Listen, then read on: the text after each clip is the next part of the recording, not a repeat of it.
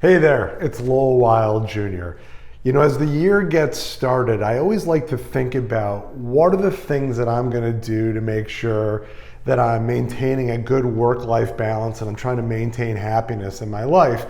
And I saw a really interesting article recently that I'd like to share some of the things from you. It's written by a woman by the name of Minda Zetlin, who is writing a book about happiness. And she also interviewed Gretchen Rubin, who is the author of the Happiness Project. And I've heard a lot about the Happiness Project in the past, and a lot of people have told me it's a great book to read. So the collaboration of these two was what really came into this article about things that they've identified that make people happier. And what they have found too is that people are happier, work to make the world a better place.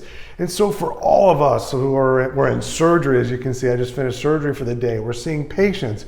We're running our businesses. We're trying to be good spouses, parents, children. It sometimes gets really hard, and it's important to be thoughtful about making sure that you've got good balance in your life and that you find ways to be happy. So there were some things that I thought were really interesting in this article that I'd like to share with you. First thing that they said is savor your favorite beverage in the morning.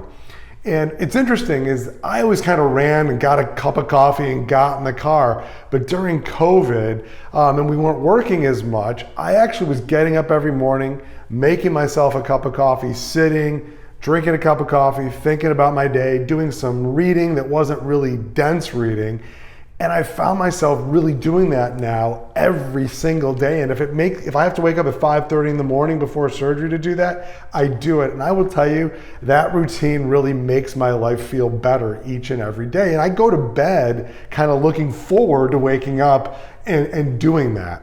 The second thing they talked about is getting outdoors and how valuable and important it is to get outside and enjoy the fresh air. And if you can't get outside because the weather isn't conducive or your lifestyle isn't conducive, even just sitting and looking out the window and enjoying the outdoors, even from the inside, is super, super valuable. The third thing they said is talk to somebody you care about every single day, whether it's a telephone conversation, a face-to-face conversation, or even texting, but how important it is to communicate and interact with somebody every single day that you care about. And I think in the world we live in, which is so isolated, sometimes we lose that. And I know as physicians, we probably don't. We're talking to people every day, but maybe make sure the people around you are having positive interactions with people you care about every single day. The fourth one, which I'm not sure I believe in, is take a nap every day. I'm not a napper. People in my family are nappers, and I've never been a napper. But research has shown that even a 5 or 10 minute nap every day can really reset your brain and really be helpful for you to just have good mental health. So if you're a napper, think about it. If you're not, maybe find a little quick cat nap in there in the middle of the day. I don't think I'm going to, but maybe you should. Number 5, read a good book. And I am a really big believer in reading a good book. I read every single day, and I make sure it's not medicine, it's not business, and that's okay if you do those things. But I like to just kind of decompress and read fiction every single day. And even if it's for 5 minutes or a half an hour or an hour, every night before I go to bed, I read a good book. And I would encourage you to do that. If you want some suggestions on good books, Matt Derriman at the Fabby event every year talks about the books that he recommends, and he's a big reader. And if you want some fiction ideas, I'm a big historical fiction person, send me an email at support@footandAnkleBiz, and I'll give you some of my favorite suggestions on a good book to read. The sixth one is to make sure that you laugh. I certainly love to laugh every day. I know that my fellow and I usually laugh about something every single day. The people I work with, we laugh every day. At home, my wife and I laugh. I try to watch something funny on TV regularly.